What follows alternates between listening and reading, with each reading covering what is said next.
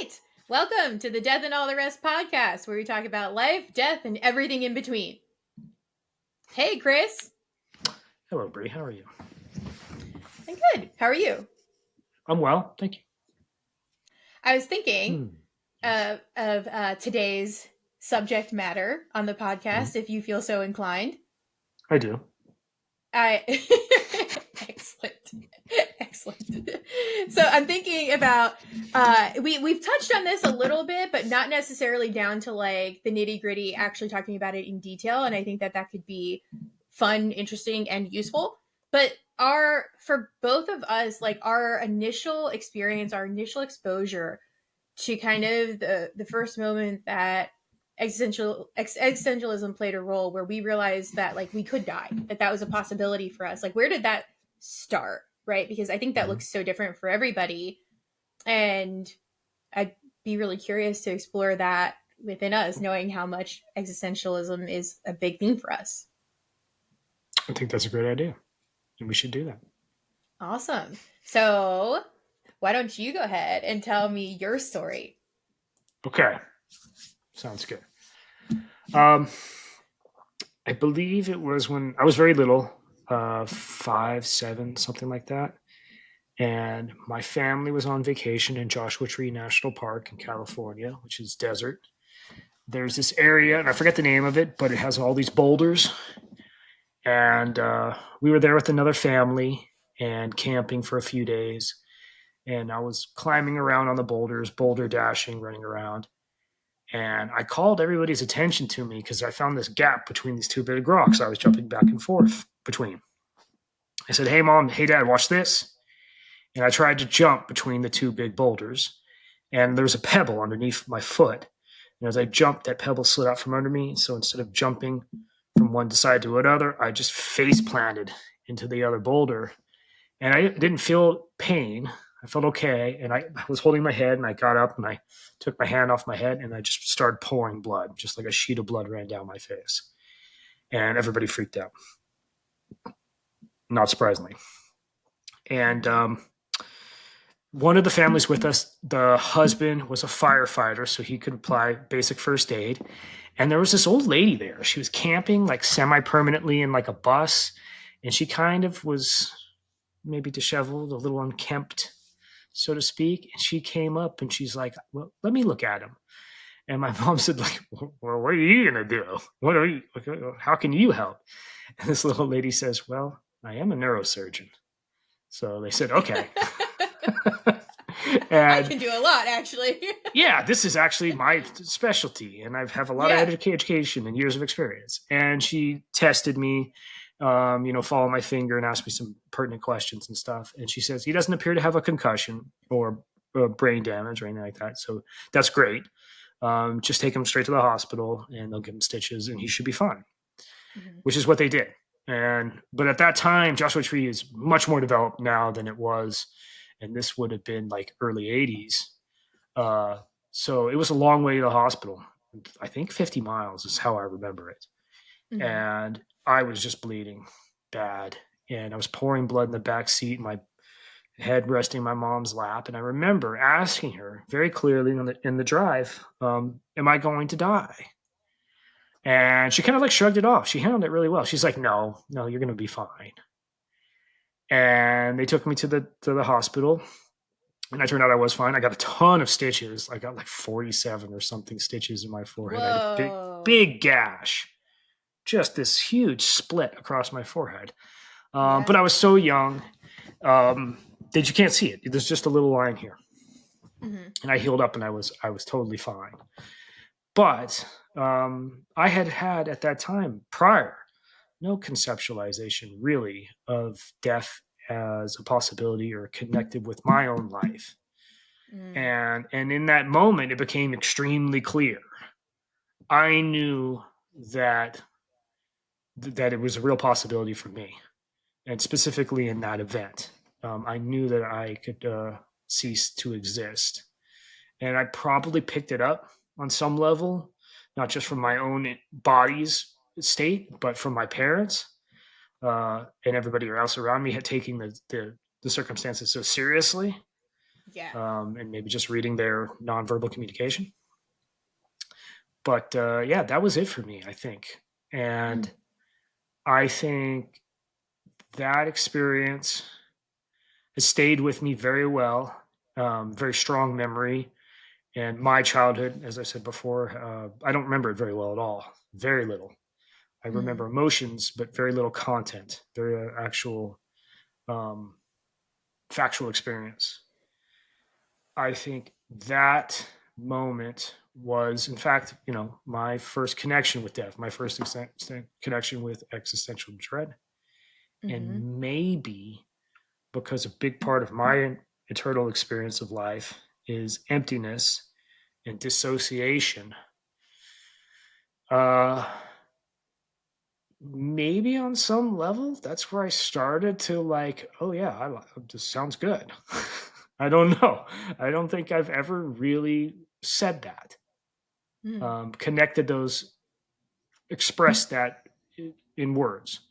But maybe that is the case because I also say it was at 5, 7 years old, around there, when I remember I started to not want to be here and not I was want to thinking the participate. same thing as you started this story, and you were like, I was like 5 or 7 when this happened. I was gonna ask you the same thing. Like, it's interesting that there's this connection that that's where you identify, just recognizing that you didn't want to be here, you didn't want to participate, and then interesting that your first, run in with mortality was around that same age. And I don't know what chicken or the egg, right? But like, it is it is notable.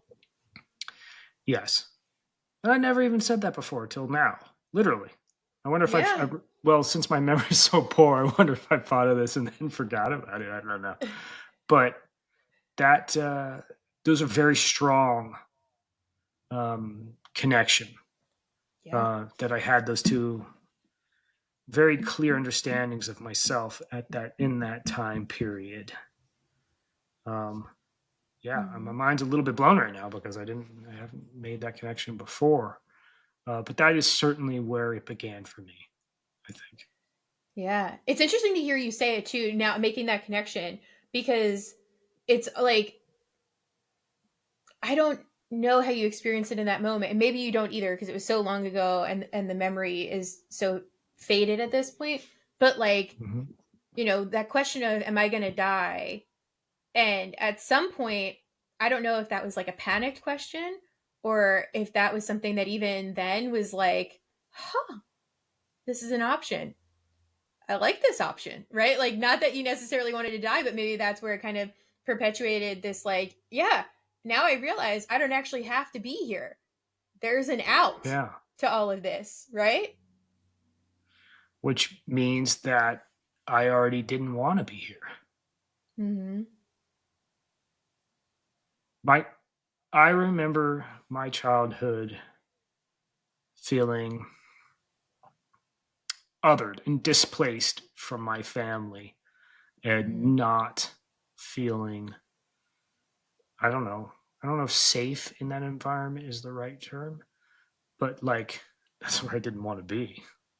Yeah. And stressed. I think stressed is a good way to put it.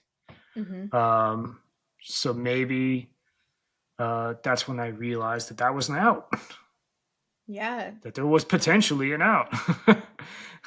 And not, growing up and going out on my own, but like, oh, I could just check the fuck out. I don't know. I'm probably gonna have to like think about this a little bit more Mm-hmm. because Mm-hmm. there's two or three components here that are very powerful, and then I might need to process a little. That's Yeah. fascinating, It's a very interesting kind of like reframe. Mm-hmm. Yeah, and it's interesting too because we know, as we're both clinicians with background and training and doing this kind of work, and we know that a lot of the times for people not having a lot of recollection of childhood is that there's often either a high level of anxiety that was happening and or trauma, right? And Yeah. then there's the blocking that happens that our brain does to protect us.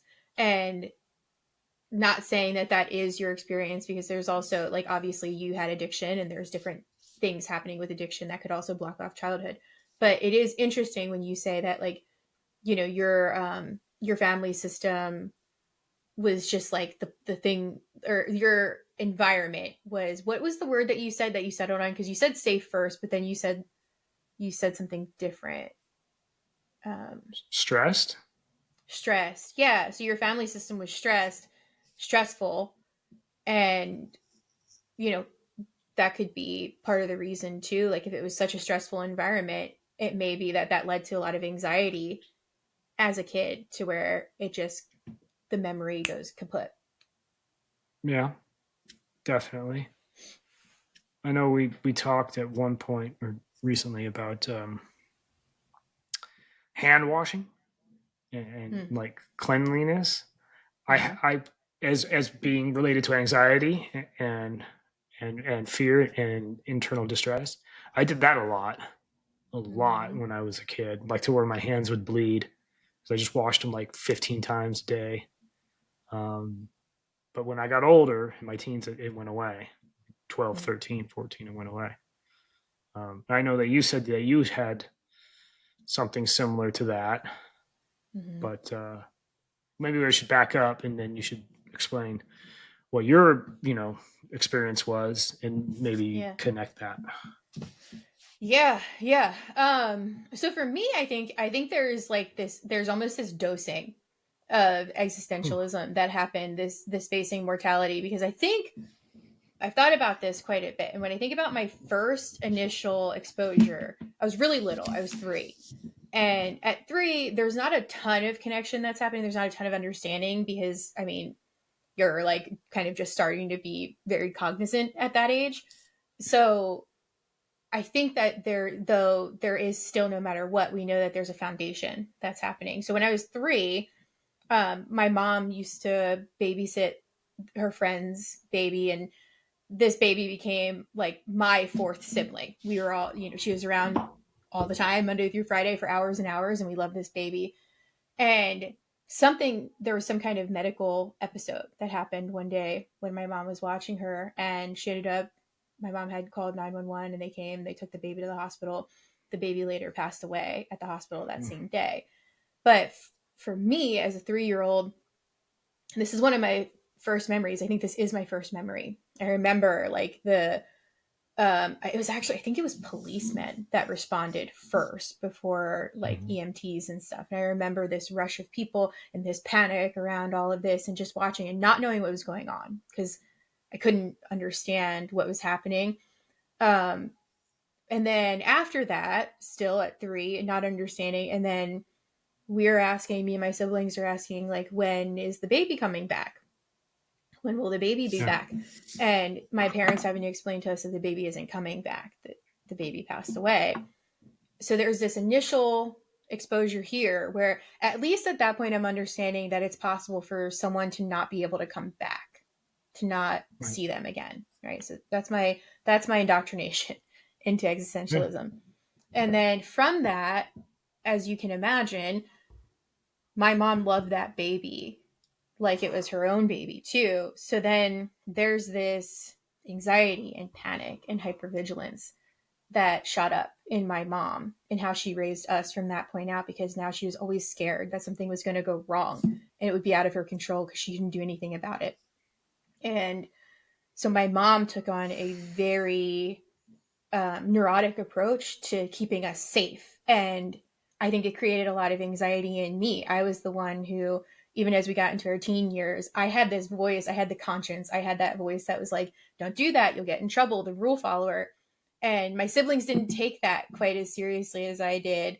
But I think it was this anxiety, and because it came from my mom, um, my sister was a little too young, I think, to really like grasp what was happening. She would have only been a year and a half.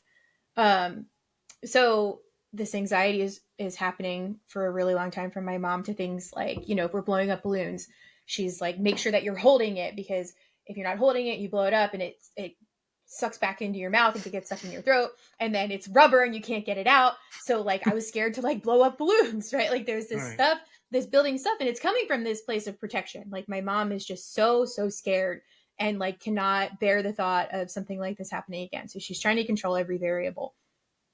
And that's a normal response to trauma that we know, Sure. we understand, but it did have an effect on me. So then my next exposure to existentialism was, I think I talked about this in an earlier episode, but when I was 9, I choked and actually on a piece of tinfoil on one of those stupid hug drinks. Like, you know, they have the tinfoil tops. And Mhm. being a 9-year-old, I didn't care to take it off all the way, so I didn't. And then I started chugging it, and the tinfoil went down my throat as I was drinking. Got lodged. My mom hit me, got it out, but it was all like I couldn't breathe. It was all darkening. Like it was definitely like a real choking experience. Right. And then from there, that's when like the big heaviness hit me, where I was like, I could have fucking died. Now I'm terrified of dying. Now I'm terrified of eating. And I don't know. I know other people who choke every so often on something, like maybe not to like the same extent, but they, there's that moment where something catches in their throat as they're eating, and there's that moment of panic and then they move on. Mhm. I don't know if it would have been different for me had I not had that first exposure at 3 years old, the continued exposure of anxiety. And there's a possibility that at 9 years old I could have just choked if that it didn't have any of that other experience, been scared in the moment and then moved on. But it didn't. Regardless how it could have been, it shaped my life from there on out. And that was where existentialism really kicked up for me. I was 9. And to connect it back to what you were asking about, like the hand washing and stuff, I was a very, very anxious kid. And I can't quite remember exactly when some of this started. I can't remember if it was before I was 9, before the choking episode, or after, but I became a true germaphobe. Mhm. Like anything that touched me wrong, or somebody touched me after they did something disgusting, or even just like mildly gross. And I was constantly washing my hands, same thing. Like my hands were always cracked and bleeding, to the point my dad used to have to, he would put Vaseline on my hands and put socks on my hands at night so that I Really? wouldn't touch them. Yes. We did the same thing. You too? Yeah, same exact thing. It works great. Interesting. It does work great, and it also feels really disgusting. Yeah, Like it's that Vaseline all over your hands, yeah, disgusting. yeah. But yeah, and then as I got older, for me actually, that germophobia, that was a way of controlling that I now realize I didn't realize then. But like the variables, right? Like there's all these things that are out of my control when it comes to death. But at least I can limit the exposure to germs that I have. I can control this element of it, and it grew as I got older. And I have um, I mean, genuine OCD as a result, and it's related to death anxiety. My OCD comes from death Mhm. anxiety. Um, but like I remember as a kid, this was definitely after the choking thing, but for literal years, like I think into adulthood, as like when I was like, you know, a senior in high school, maybe even beyond that, I can't remember exactly, but like I came up with this ritual every night before I went to bed, because there was this like circling loop messaging in my brain that if I didn't go around to every person in my family before I went to bed and apologize before I fell asleep, someone was going to die, and I wouldn't have gotten to apologize or make amends for what anything that I had done. And even if I hadn't done anything that day, if someone Sure. perceived me as having, so I had this spiel, and I would go to every single person in my house. I would go to my sister and my brother and my mom and dad, and it was this spiel that was like, hey, I'm sorry if I did anything mean or anything today. I love you a bunch so much.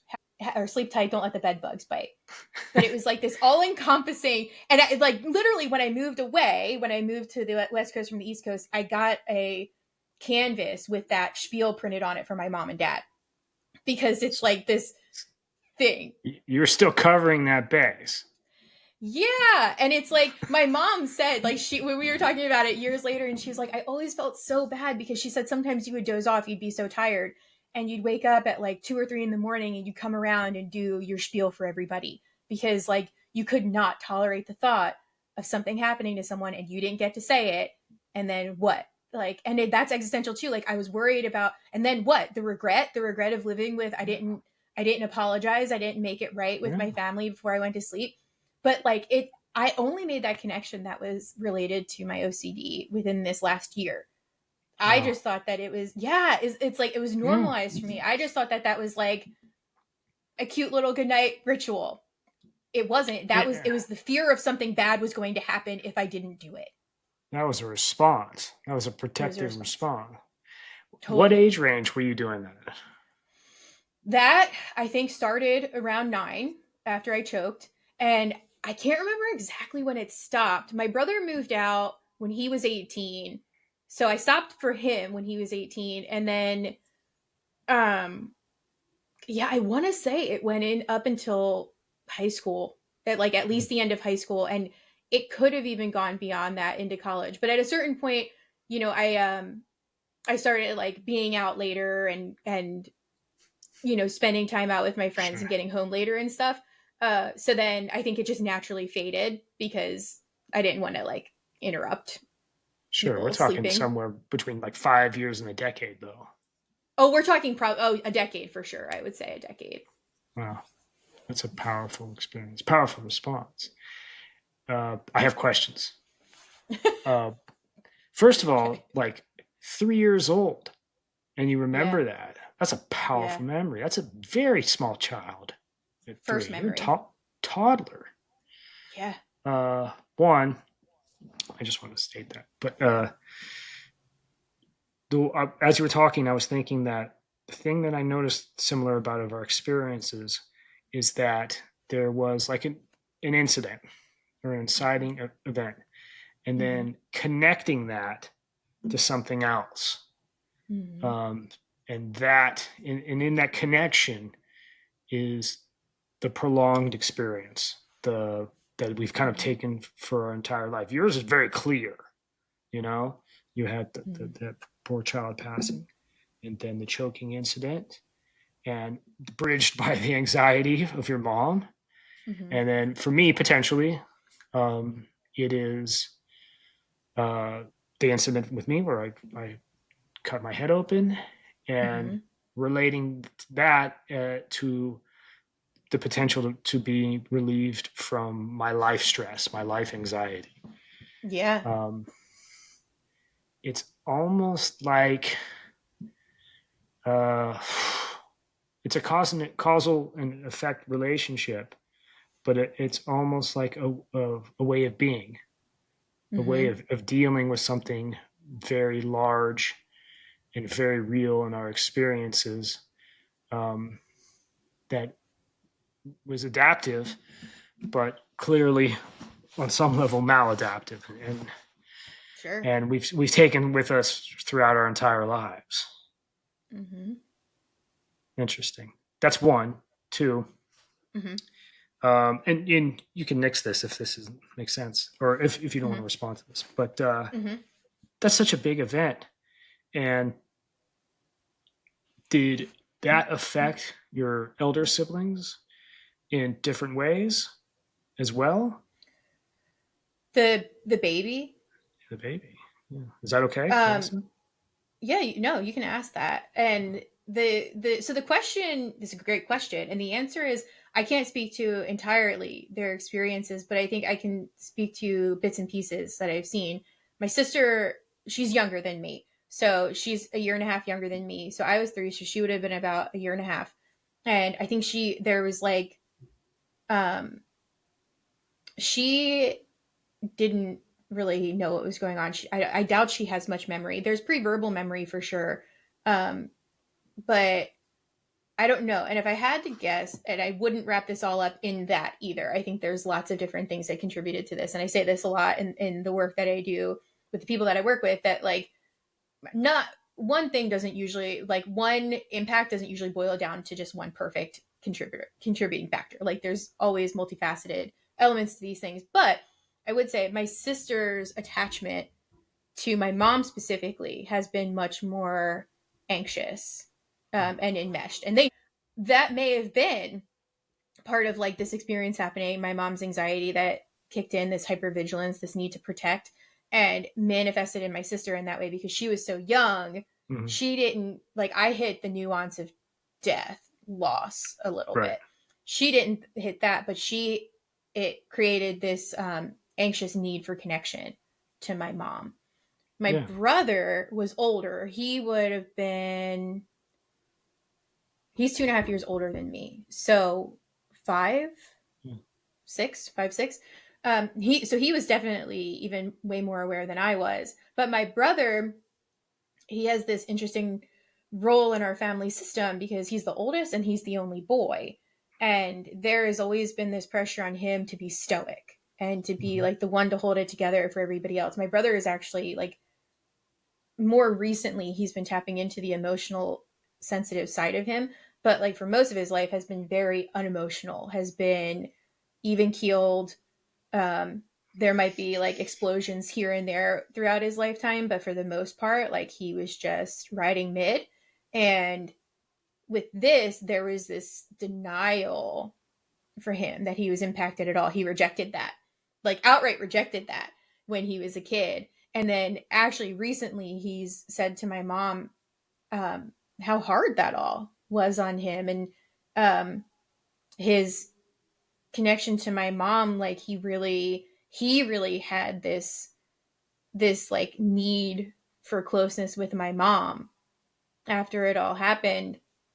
And but he never asked for it, he never pushed for it, he just continued on with that stoic thing. And I think for him there was this part of him that need never got met to the point that he wanted it so young because he didn't want to ask for it, because he was trying to like, be the big brother, be the boy, Sure. and hold it together. Yeah. Mm-hmm. And so that actually potentially was a very big crisis for him, but also kind of potentially reinforced his stoicism. It was like a challenge to it, and he had to like Sure. lean into it even more.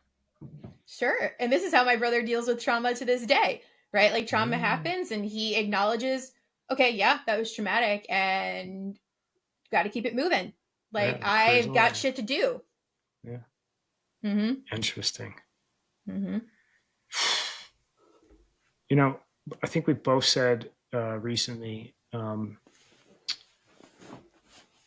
So we went about our lives. These things happened. We went about our lives, and to a great extent, didn't really analyze and Yeah. think too greatly about this. I mean, in the sense that, yeah, it did. They affected us, but it affected our lives. But it's only recently for me, in a very big sense, that I have looked at this part of my life in depth with an analytical lens, with a clinical lens, with what I've learned from getting sober and learning CBT and DBT and Yeah. neuroscience to some small degree.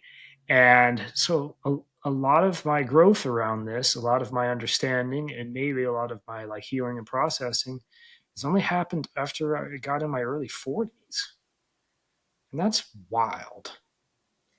That is Um, wild. and that's a similar experience for you. You're much younger than me, but is that true too? Yes and no, I think is the answer to me, because I thought extensively about a lot of this stuff.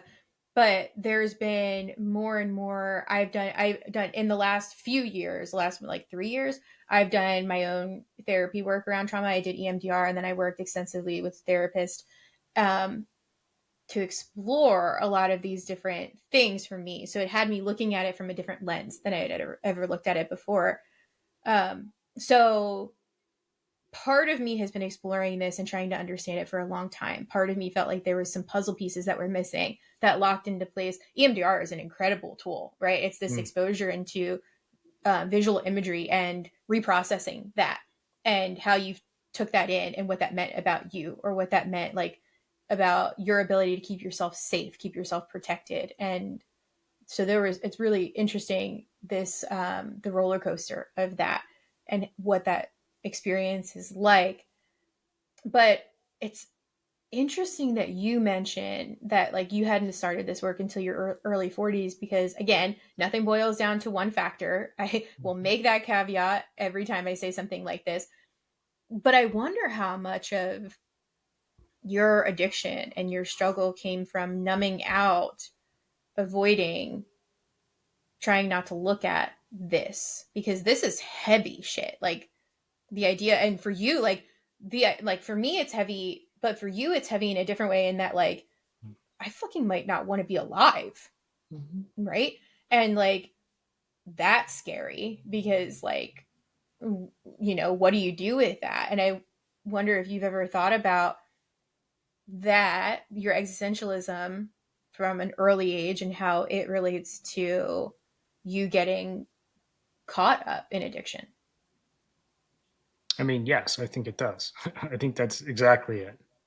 Yeah. Um, all I knew was I was very unhappy and I didn't want to be there. And as I entered teenage years, I realized that suicide was a real thing and I could do Mm-hmm. it. And Yeah. things got, as I became more intellectual, as I got older and I read more, um, there was a point where I was very close Mm-hmm. enough that, all those steps they talk about, method and means and plan, I did all that. Mm-hmm. Mm-hmm. Um, but I chose not to go through with it. And that was a conscious decision as well. I didn't want to put my So I mom mean, through you that. had an active plan. You had thought it all out. Like there was a way to, for lack of a better term, execute this plan. Mm-hmm. Yeah. What Yeah. made you change your mind? I didn't change my mind. Well, you I didn't do it. You just, didn't. I couldn't put my mom through that. I Mm, won't do it. That would be too hard on her. It wouldn't be right. mm, I think that I would see that as a violation of my core duties as a mm. son. How And old I are you? have 16. It's a big Like, burden to take on at 16. yeah, And I'm glad you did, because I'm glad you're here. But that's a big burden to take on. And that makes sense too with the addiction. So it's fuck, I have to be here because I can't do this to my mom. So here's my out a little bit that's when I started to drink heavily. at 16. Yeah. Ah, I I have a had never question. conceptualized this. What'd you Yeah. say? Mm-hmm. I have a question. Shoot. And I think this is new. So you might not have the answer and you might need to process out loud here, or you might need time to think about it, and that's fine. But it's just, Okay. it's hard to not jump to this place. But like you, there's this clear connection now. I see it clear as the way that you can see the connection across my lifetime with existentialism. For you, there's this exposure, there's this thing that happens, there's this realization, aha, it can end. It's a real option. There's, a decade or so of grappling with that and of life being hard and continuing to be hard and stressful. And then there's this, I'm taking the out. I'm planning it. I've got it all set up. And then there's this interruption. Fuck, I can't do that to my mom, right? Mhm. So then you default to the drinking. For you, I'm phrasing this as an either or. It's not an either or question, but Sure. was the drinking, do you see it as like this way, was it a way to numb all the shit that you wanted to escape from but couldn't end your life by, out of duty to your mom? Or was it this way to get as close to death as you can kind of be, being alive, without, like, you're riding that line, you're tightly riding that line? I think it was both, frankly. I think I have like a strong dissociative mind or Mm-hmm. internal experience, Mm-hmm. um, and I was very depressed. So I think it was a way to relieve the depression because it's fun. Yeah. Boozing and doing crazy shit when you're a kid is stimulating. It's Mm-hmm. fun. But here's the interesting thing. I started to black out almost immediately once I started to drink heavily. Um, Mm-hmm. like I would drink and then I'm not stopping until I'm out. And it was a thing amongst my friends. They're like, "Why do you do this?" And I'm like, "I don't know. It just happens." And I would get in trouble, and there would be bad uh, results because of that.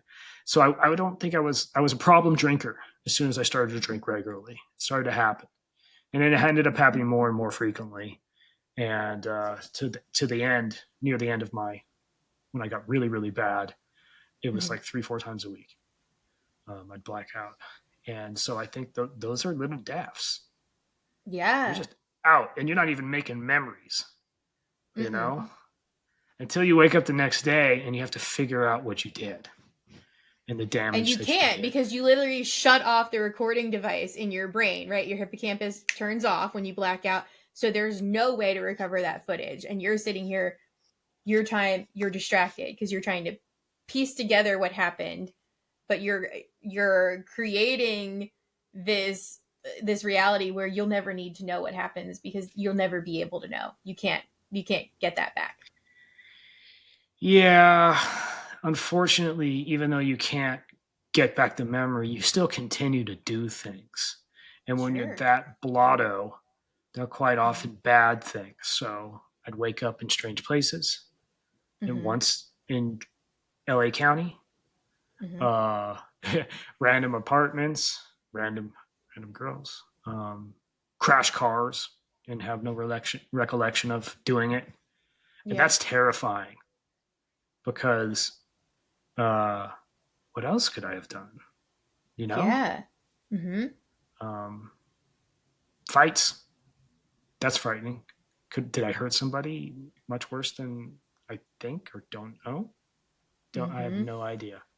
And all that stuff is gone. Yeah. Uh, so that's some of the toughest stuff for me to deal with in my life, in the sense. Mm-hmm. On the other hand, it's not there either. So I like it's when it pops into my mind and I think about those possibilities. It's um, real, true potential occurrences that I don't know about that it hurts. But as I got sober and moved on from that, Mm-hmm. I um, I just didn't live in that past potential or past um, possibilities.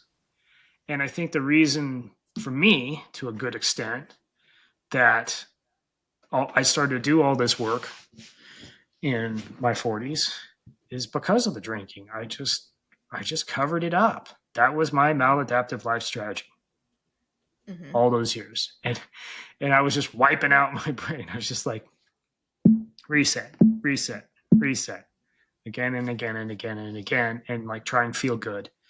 And when I got sober and started to face myself and Mm-hmm. keep facing myself and like trying to figure this out, trying to get practice self-care instead of self-destruction and more benevolent, healthy ways of dealing with this reality that is my internal experience. Yeah. That's when all this stuff started to crop up.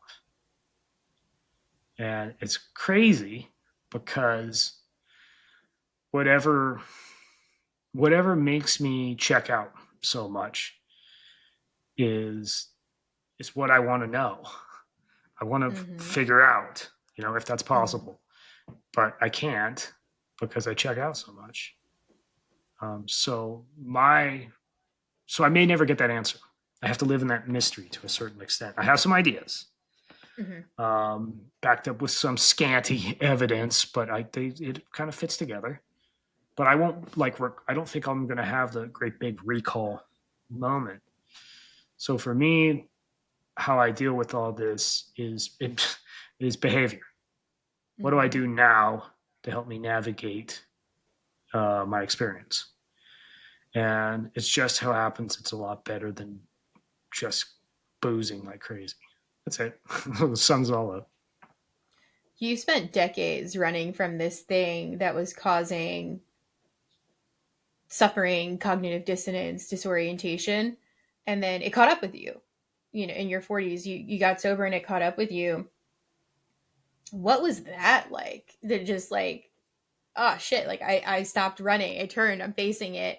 But like how was that experience? It was it took a long time. It Yeah. was I didn't just hit bottom and like bounce. I kind of just kept hitting it and living in it.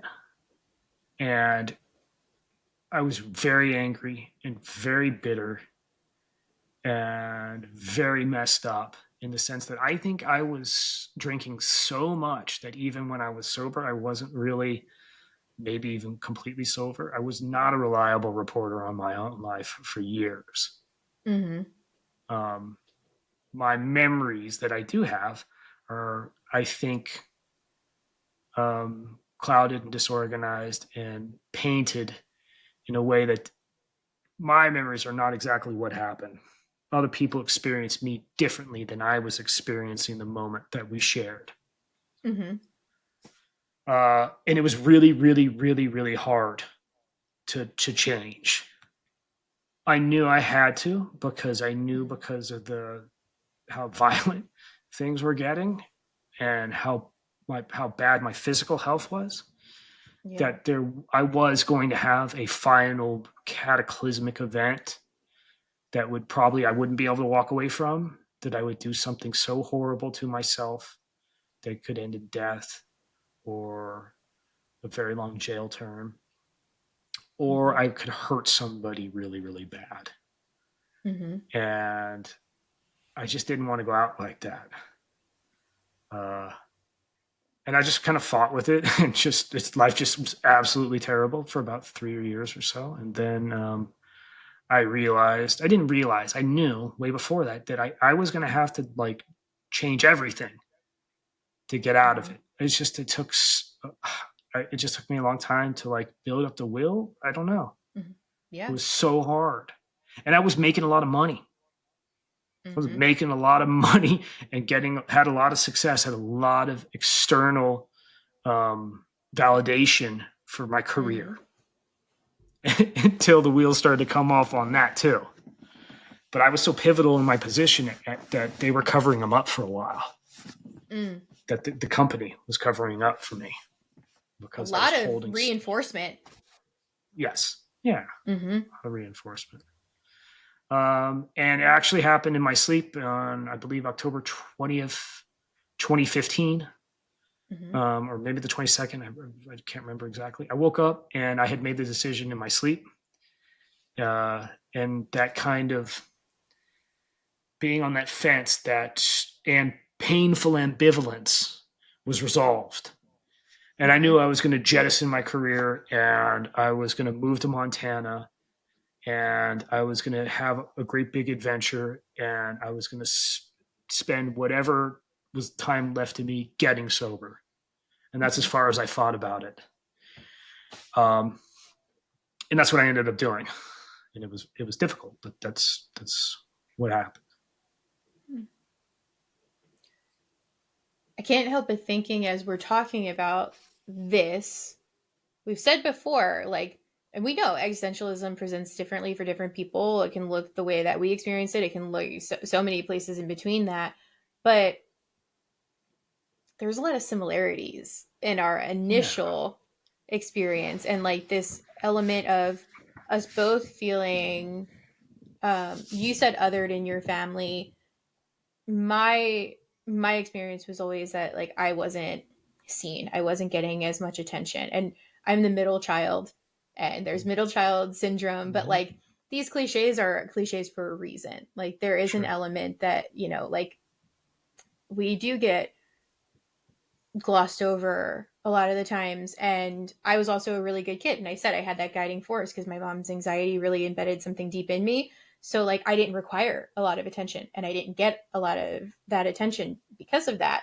And so that we both share something similar in that. We also share this immediate response as very young people where we tried to take over some kind of control. Like, I'm my mind is blown that we both washed our hands so much that they were raw and bleeding all the time and that we had socks and Vaseline on our hands while we slept. Like that's a really interesting, like, we've never talked about Yeah. that before. I had No. no idea that we shared that experience. Huh. And it's interesting. And when I think about it, we talk so much about like everything comes down to the spectrum, right? These extremes on a spectrum. There's a spectrum of existentialism and existential dread and existential awakening. And what's interesting now that we've had this conversation, there's an understanding between our presentations that feels like it makes sense to me now. Like, because we both went to the extreme ends of the spectrum. You went to the end of, I can't tolerate knowing this, facing this. I need to numb it out. I need to escape it. I need to run from it. I went to the end of the spectrum where I was so consumed by looking at it and thinking about it all the time when I didn't have enough understanding of any of it, of what it meant and how it was impacting me, that for in a lot of ways I was debilitated for a long time. Like I was acknowledging it but not getting anywhere with it. I was stuck. I hit a wall and I kept hitting this wall, and I was living in this place of suffering constantly because I could not move myself away from thinking about death and dying. How long did that last? Um to be honest, that still is can be Sure. present from time to time. It's less now. There are more of these episodes that can occur, but that constant state of living like that, um, probably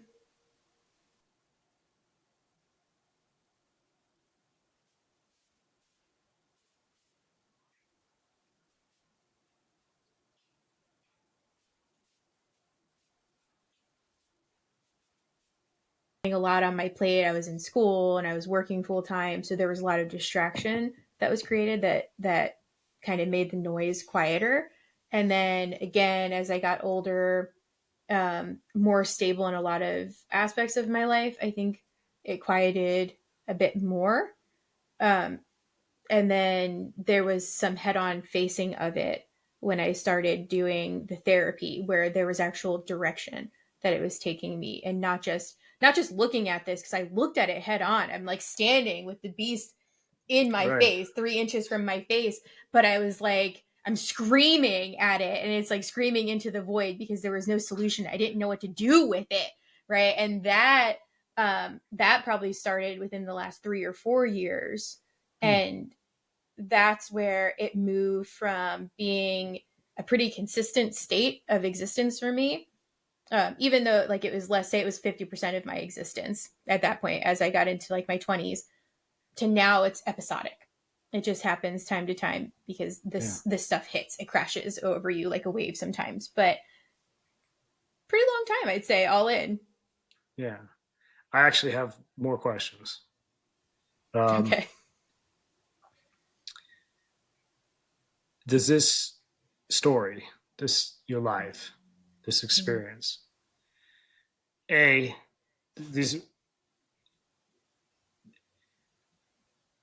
so you were performing in a sense the good kid, right? Mhm. Mhm. Do you connect that to your success? And because you're extremely good at your job, and that's well known. Thank you. Also, do you connect that to your career choice? Yeah, I connect a lot of that to both things. First I'll speak to the first part of that, to my success. What's funny is when I was doing therapy, this last year, one of the struggles with my therapist was like it was through insurance, so insurance billing. And he said one of the things that gets hard is we have to have a clear way that this is impacting your functioning. And the irony for you is your anxiety manifests in a way where you are incredibly high functioning. You Mm. get shit done, but it impacts you in a way that you're constantly feeling the pressure of that. You're feeling in a state of distress. You're feeling um, all of this internal stuff, but it's not actually imposing on your functioning in your ability to do your job or in your relationships with people or like these external elements of that.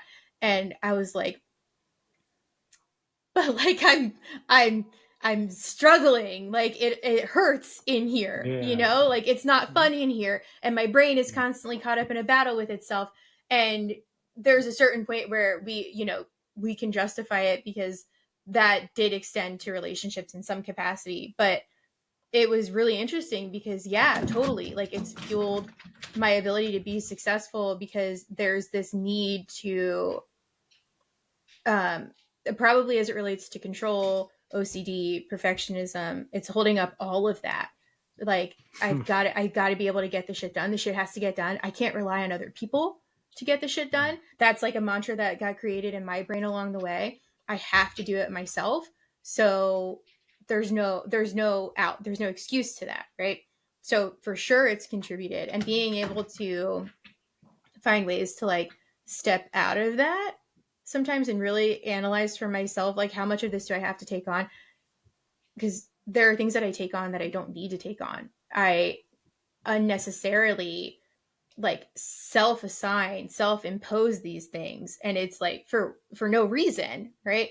And then also there are things that can be delegated to other people.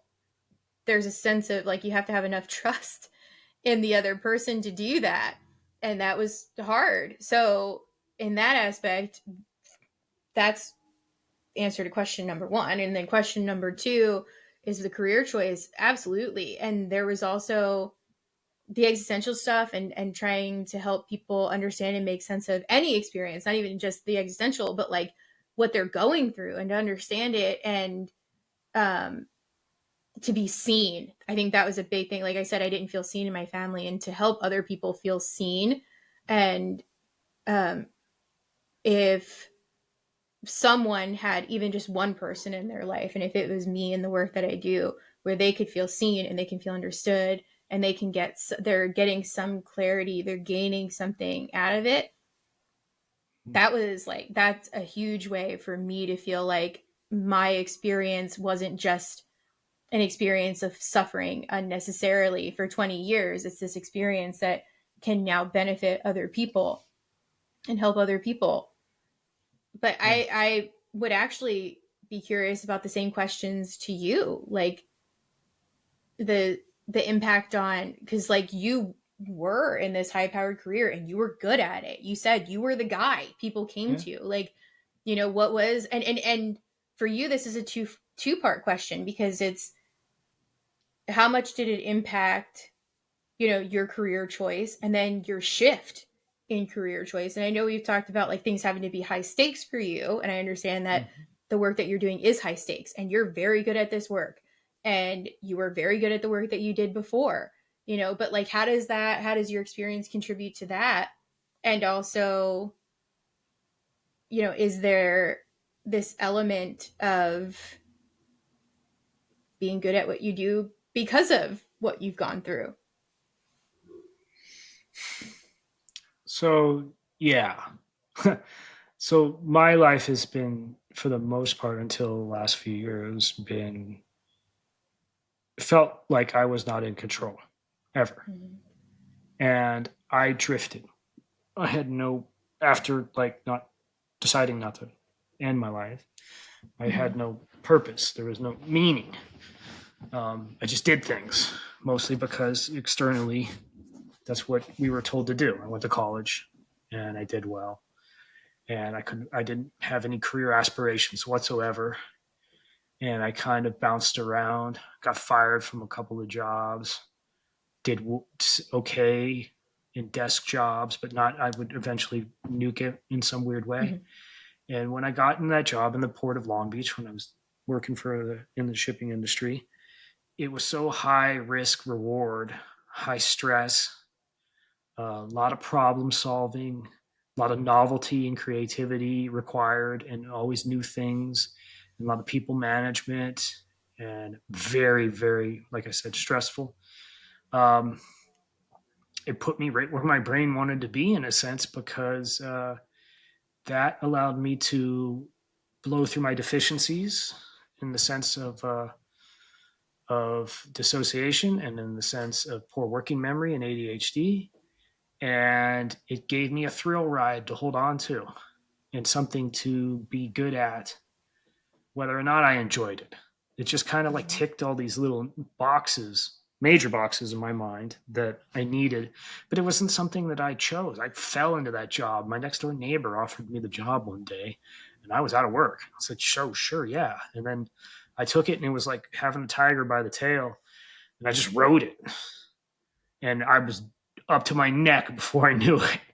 I remember when they offered me the job to be the port manager and run 3 offices. I'm like, I do not want this. And I said, yes. And I was there for 9 years. Um,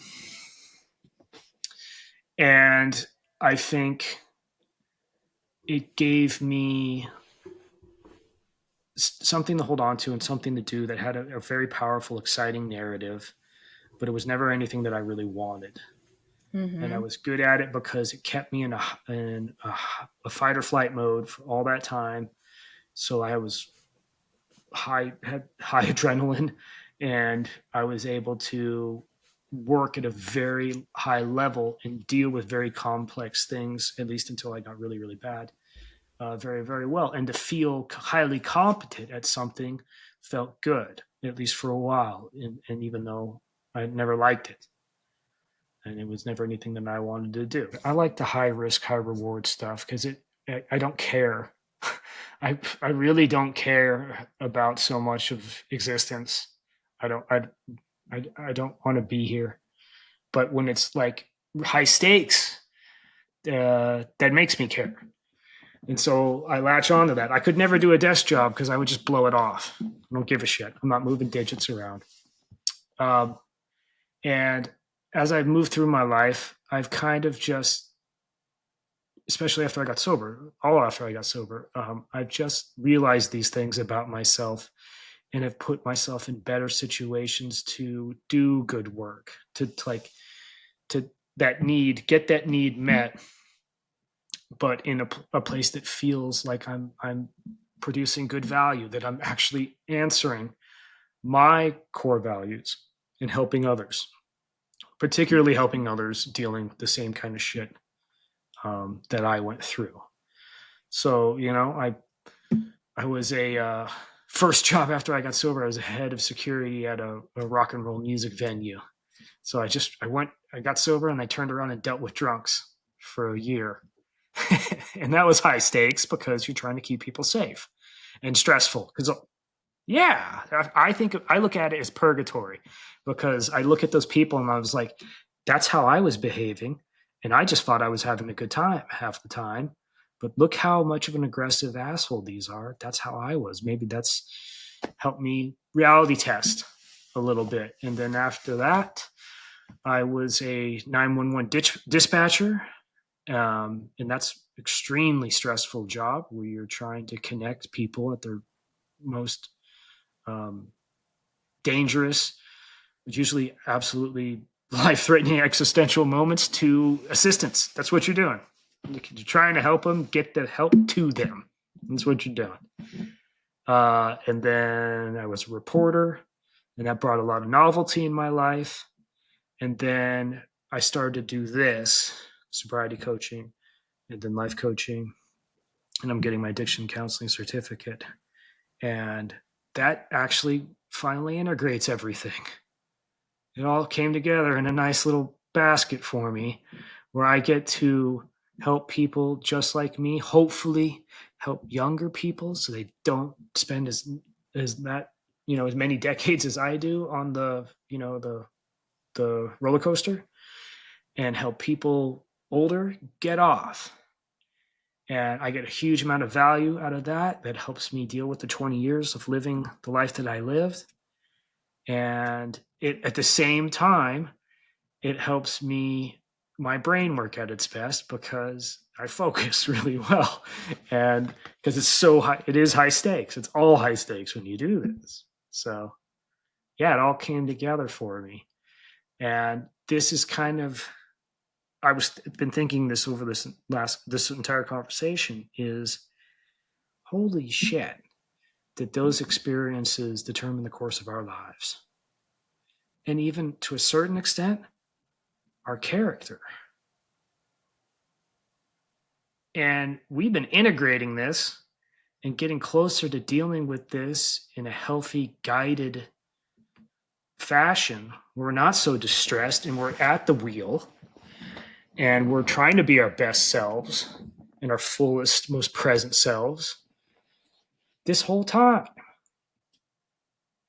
And it was really, really messy and distasteful when we were younger. And it's determined our careers. It's determined our, and in a sense, for me, it determined my relationship because I would never met Alex except for this. or been prepared to meet her. And now, maybe, I'm going to wrap this all in on a nice bow. Maybe this is why we're having these conversations right now. This is the next chapter for us, in a sense, if I can be so bold. So, the core to all this, I think, is face it as early as you can, as soon as you can. Try to see it as clearly as you can, and try to like strategize and bring your picture into clarity as much as you can, and be as much of a guided passenger in your life as you can on all this. This is heavy stuff, and thank you all for listening to this, and like listen to us talk about this, because it isn't easy always to talk about this.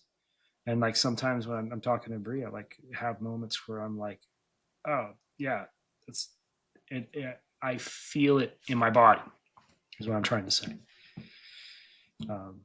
But if we can do it, you can do it. You're going to feel vulnerable and protective of it, and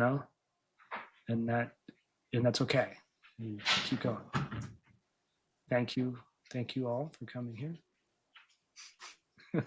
We'll see you next time on Deaf and All the Rest podcast.